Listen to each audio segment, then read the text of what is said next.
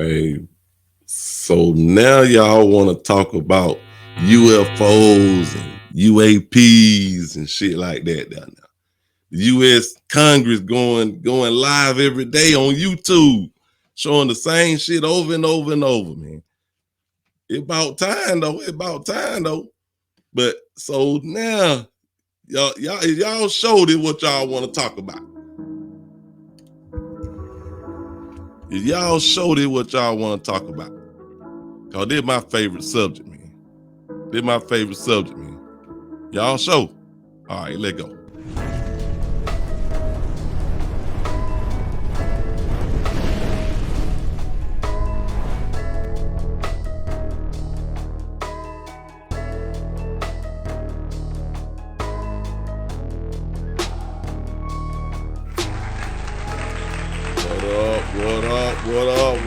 What up?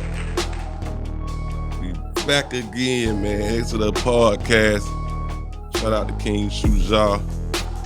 Hey, what's up, man? Y'all know what we about to talk about? What? Y'all know what we finna talk about, man? Do y'all? How do it?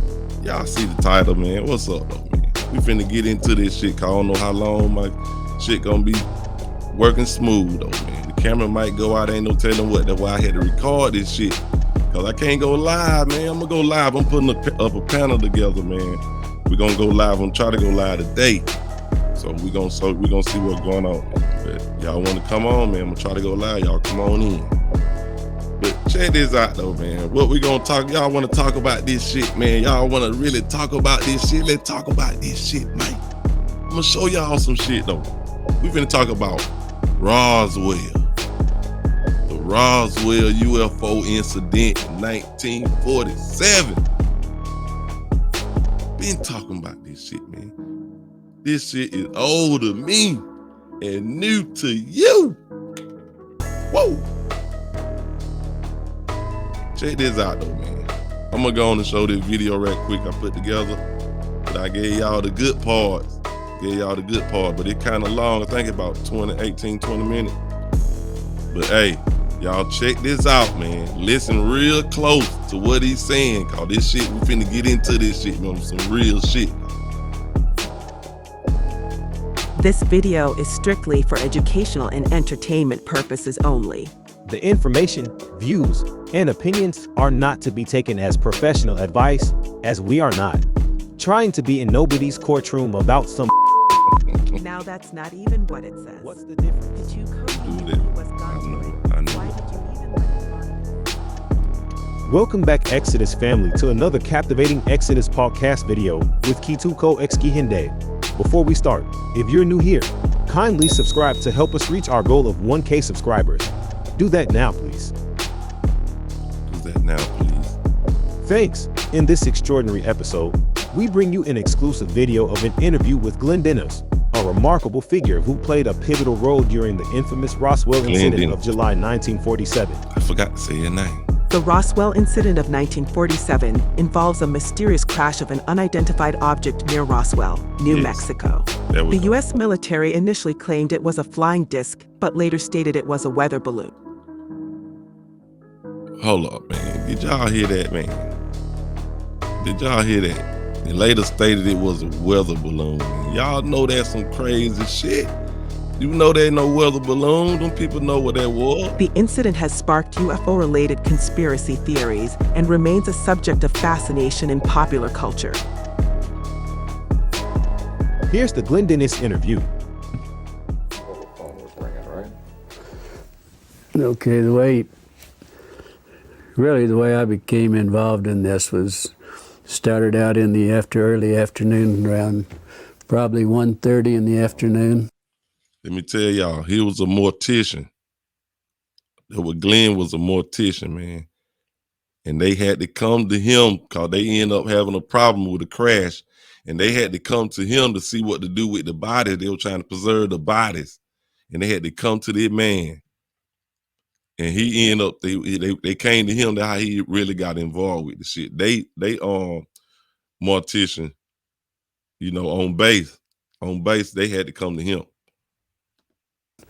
And I received a telephone call from the mortuary officer out at the Walker Air Force Base, Army Airfield Base.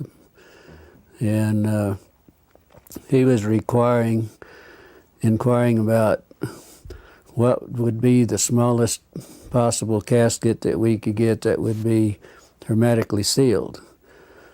And real shit, man. Y'all hear it now. Finna get crazy now. Y'all want this shit now. At that time, I know that we had used like the 4 feet and caskets. We had used those before, but I thought they also made them in a 3/6. So, but he wanted to know if we had any in stock, and I said no. But if I can make a call to Amarillo, I can have him in, by 7 o'clock the next morning on a truck. So he said, I'll get back to you, and that was the first contact that I had with the base. And then what? Then he called back, probably 45 minutes or so later. And he said, I need to ask you some more questions. He said, in case something like this should happen, he said, we need to know what the preparation, what your preparations are for the bodies. See how slick he said, in case something happened. In case something happened. Come on, man. In case something happened. We know what's going on. That had been laying out in the elements, And he said, we need to know also what if your treatments of the bodies are the remains, what could you do to them, and if your treatments, would it change any of the chemical breakdown of the tissues, the blood? Would it make a difference? And I said, I thought probably it would. And I said, of course, he knew exactly how we would treat those bodies because we have an outline from them and what we really have to do. I think he knew it. He knew it. He already at that point knew exactly what we would have to do. Did he disclose to you what he had? No, I told him. I said, if you have a problem, if you want, if you have something you don't really know what to do about it, let me come out. Hey, this shit gonna get deep now. Y'all stay with me now. Don't stay with me now. Stay with me. And I'll, try to help you do whatever you want to do. I said, well, we don't really have anything. He said, we're sitting here thinking in case we should get involved in something like this, what would be our preparation? What should we do? Then I went through. I said, do you really want to know how we would do it? Well, yes, we would like to know. So that's when I explained to him that we would have the vats that we would fill up with formaldehyde solution with water. Check this out now. They know what to do with bodies now. All this under the table shit now. But he telling you he know what to do with a body now. And we put the bodies in them, let them stay there for 24 hours and then take them out. And then we would pack the bodies in, would be a sawdust and really a lime, what we would pack them in, then wrap them in the plastic. That's bodies that were badly decomposed. If there was tissue, deep tissue, we would have to do it hypodermically with needles to get to the deep tissue. Then we would have to aspirate the cavities if the cavities hadn't already ruptured, and then put some cavity fluid in those. He deep, ain't he? Oh, yeah. I said that's, kind of normal procedure. Normal procedure. Now, at one point, you finally offered to take care of it for them. Well, I offered 2-3 times, yeah. Can you review what that conversation at that point? You mean when I offered to take care of them? Yeah. He said, well, we don't really, right at this time, we don't really need your assistant. But he said, in case something like this should happen, then he said we would be prepared and we would know what to do. Mm-hmm. Then we got back onto the subject of maybe not damaging any of the chemicals, compounds or anything with the bodies or, tissues, whatever. because and they wanted, how would you pick bodies up like that, and what would you do not to contaminate any of it?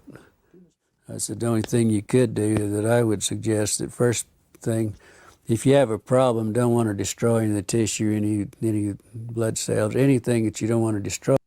He just gonna get a little bit deeper, I believe. A little bit deeper. I would suggest that you contact a pathologist, and I said I'm sure the Army Airfield, somebody's got some pathologists around. I didn't know that they had one in Roswell, but I said if I were you, I'd call a pathologist and ask him how he would like to have it done, or whatever you're going to do, or whatever it is.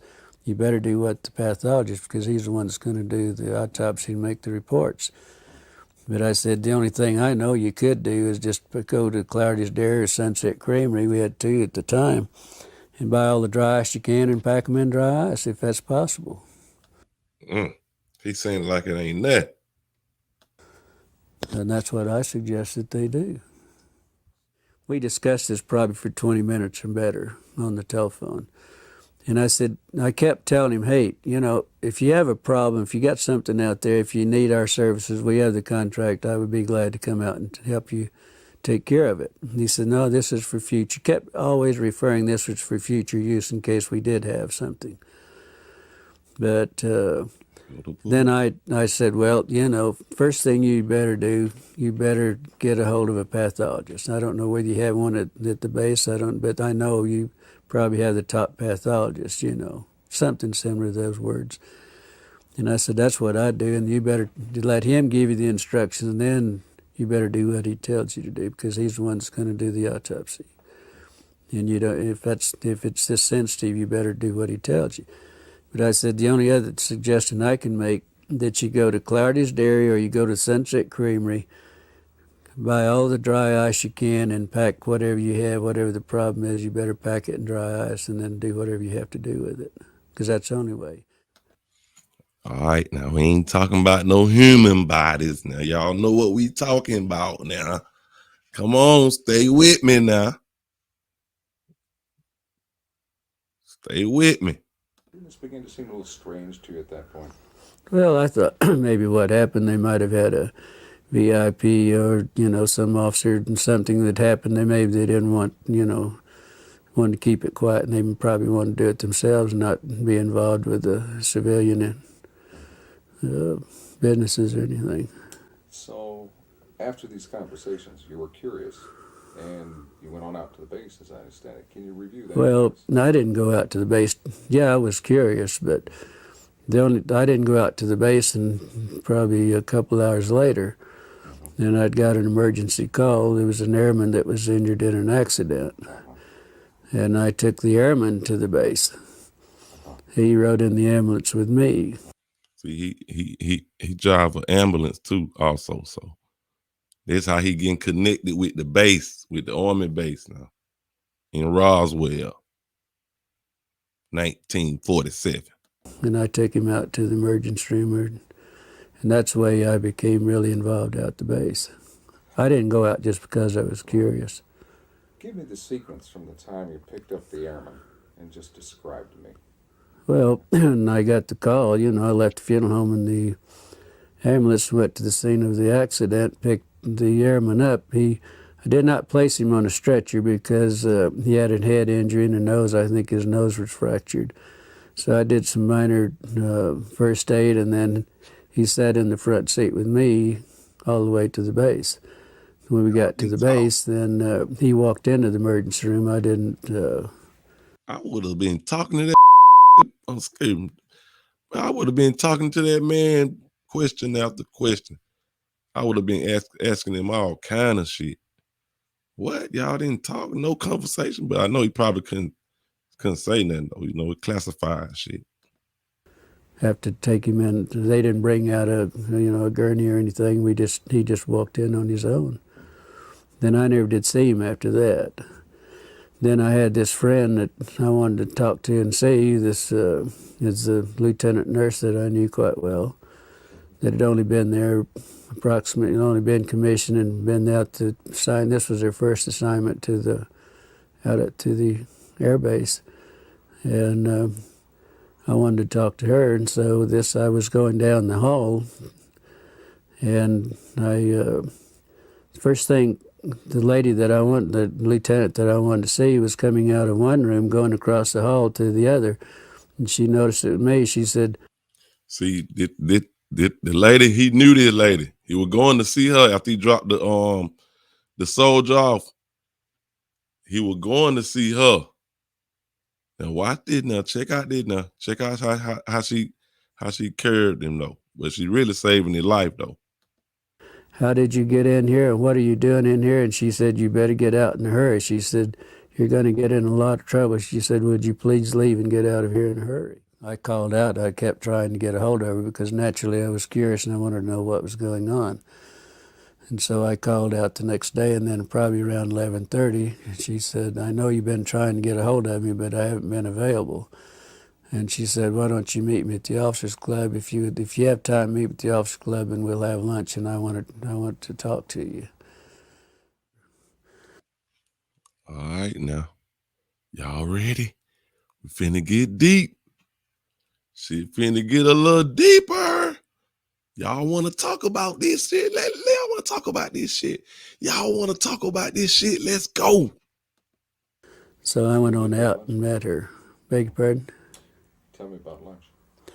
Well, we, both ordered. I'm not sure, remember what we ordered, but it was just a light lunch. But she was so upset.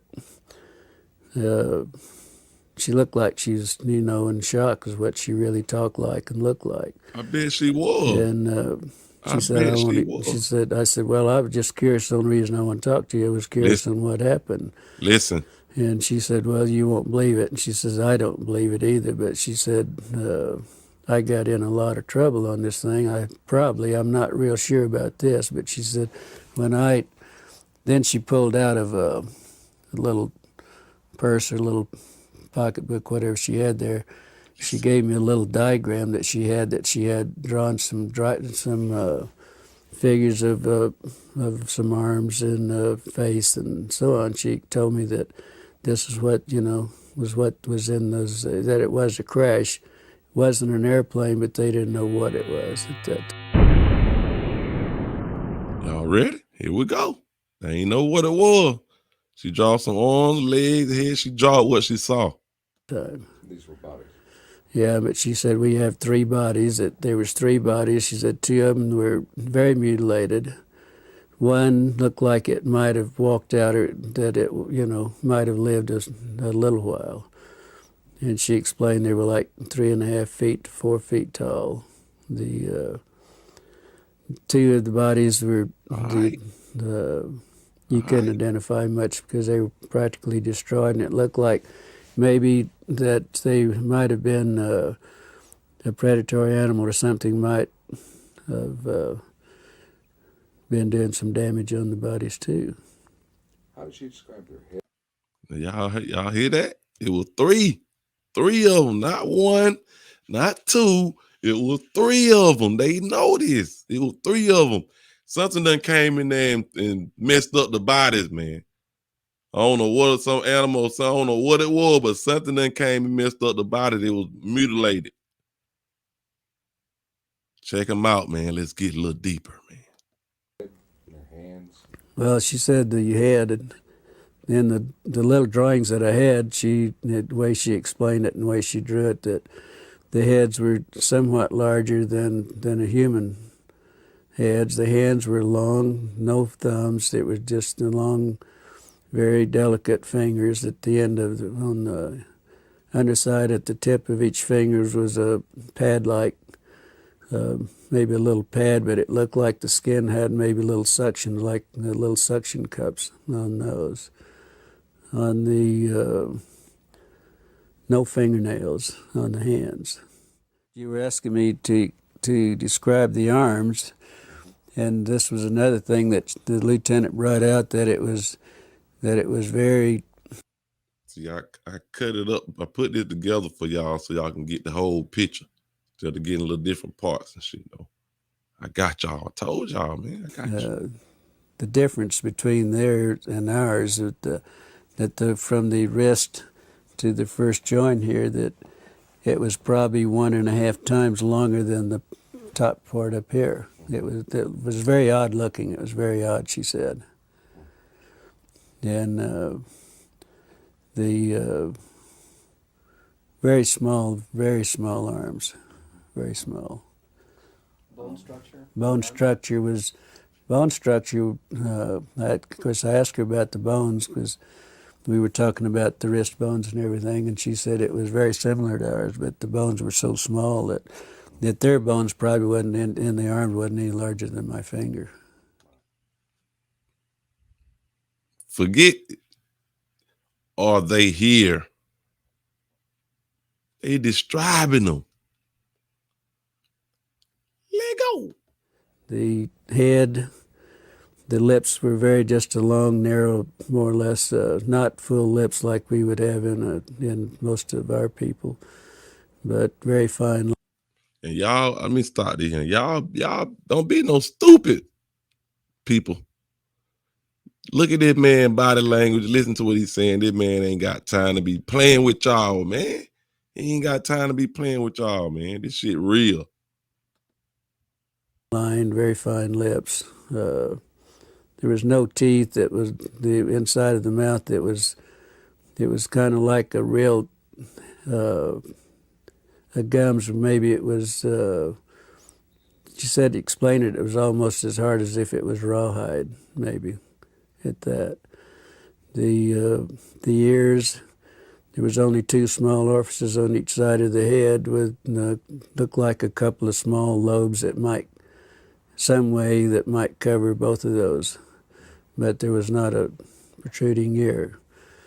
And also that the nose, there was only 2 small orifices in the nose. There was really no nose that was convex. It was all just flush with the face. See what I'm saying? That's the typical. That picture come from somewhere. Where they get the picture from? This picture.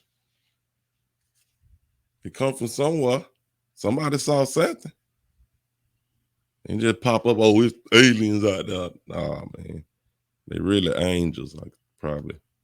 They were dressed. We never mentioned it. Never talked about the dress. Talking about how they dressed. Did she say anything about sex, or was she able to determine? She said she really never, she was so sick and everything that never even entered her mind. So that was it. I guess not. No way to determine the sex of the beings then. Well, it wasn't discussed with her. It probably was, but she, like she said, I was so ill and so horrified that I don't, she said, she sat up all night and she knew I was going to be real concerned, knew I was going to be on what happened, she knew that I got in trouble, probably. And she drew that, she sat up and made little notes on the back of these little prescription pads. And that's what, she had her notes made out, and that's what we discussed. Ooh, man. Hey, man. I know that shit sound a little crazy, man, but it's real though, man. We're gonna take a little commercial break right quick. Visit Steely's Grill. Located on 4271 Iron Hill Road, Deering, Georgia 30808.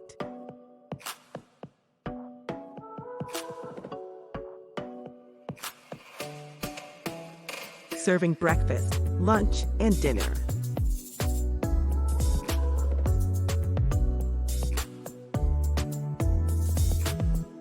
Call 706-361-1726 and ask about their daily specials.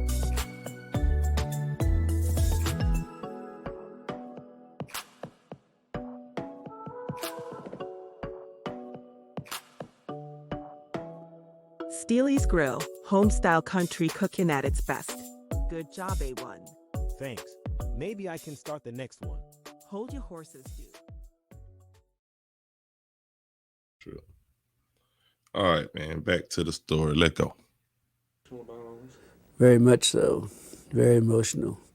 She would have to stop and drink water every once in a while, and also She never touched a meal all the time we were talking in an hour and a half that we were there. She never touched her meal. Any other demonstrations of emotion? Indications of how she was upset? Well, just, every once in a while she'd go like this, and wringing her hands. And she said it was the most I've never been so horrified in my life. I've never seen anything so gruesome in my life. I've never I bet you ain't. Gruesome. smelt anything that smelt worse than my life. And she told me that when I saw her, she was leaving the room to go to the bathroom because she was deathly ill and was going to throw up. She was going to the bathroom when she saw him. Examining the body. She told me, she said, I asked her that question, which of the doctors, and she said, I don't know that I knew them, and that was her answer. So, but she said she walked in the room and they said, hey, we need you, you need to help us. And that was the way she became involved in it. That's how she became involved in it. Let go.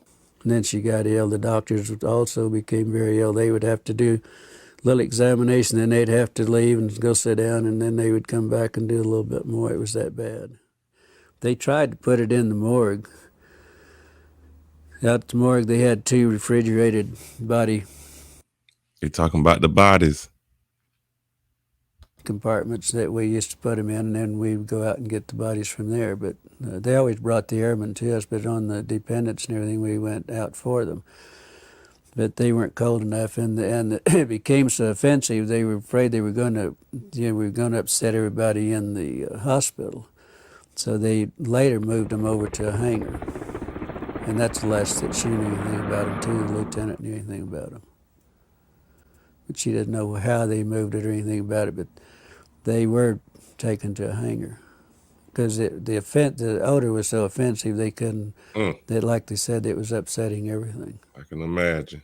After your conversation with her at lunch, can you describe what happened next? How you were unable to see her again? And now, y'all, listen what happened to the lady, man. Listen what happened to the lady. The lady now. She wasn't even there long. She wasn't even stationed there long. Now, check this out. and how you learned Well, yeah, we'd visited a while, and then I had to get back to the funeral home, go back to work. But then I never did see her after that. And I called out the next day to see how she was feeling, and they told me that she wasn't available. Then I wouldn't be available that day. I called the next day, and they told me that she'd been transferred. And it was rather odd because she'd only been at the base less than 3 months. That was her on commission less than 3 months, and that was her first assignment. So it was rather odd that she would be transferred out, within 3 months. So later on, you attempted it. I guess you got a letter. Then about 2 weeks, probably 2 weeks, at least 2 weeks. Could have Check it out. been a little longer, but I know it was at least 2 weeks. I got a letter addressed to me at Glendennis at the Ballard Funeral Home. With she didn't sign. It didn't have any returned address or anything on it, but inside of the letter, there was just a note. She said, "I don't have time to write. I will write later. This is my APO number." And see, she said she didn't have time to write this her APO number or whatever he said. But that's what she said. She ain't got time to write. She trying to tell him don't with that shit now. And that was the extent of it. So then I wrote back to her, and why you wrote back to her? Asking her more or less how she was feeling and why the sudden transfer, and then I hoped that she wasn't in any trouble. It was just. And that right there might have got her really in some trouble, man. That got her in some trouble, y'all. I bet you. She telling you that. Come on, man. Just a short note. I really didn't go into a lot of detail or anything. I bet. Then probably 3 weeks or probably a month after that, then I got the letter that I had mailed to her. It was returned. It was stamped return. And also it's in red printing it said deceased. And that's the last time I ever heard anything about it. Then, well, deceased. Probably. Then I went out to the base a few days later, and I was talking to one of the nurses, and I said, whatever happened to the lieutenant? And she said, well, listen to this story, what they say what happened to her. The rumor is that we heard that she was killed with 5 other nurses in a training mission in a plane crash. And that was it. Now, she was injured in a plane crash, man. They just know she seen that shit. They got rid of her. It's always some plane crash shit. I'm telling y'all, man. Y'all better, man, I'm telling you, man. They got rid of her, man. That's sad, man. Bless her too. Well, it was in London, England. She said in the note that she sent me that she was in London, stationed in London. And that was it. That's the last time I ever heard. Do you believe that she's dead? No, I don't think so. After all that's happening and after, threatening me and everything, I doubt very seriously that she was. I would hope not. What? Oh, that's sad. And I'm sorry to say this, but slim chance of that one. Well, that's it. Very suspicious activity if you ask me. But family, tell us what you think about this video in the comments. Thanks for watching.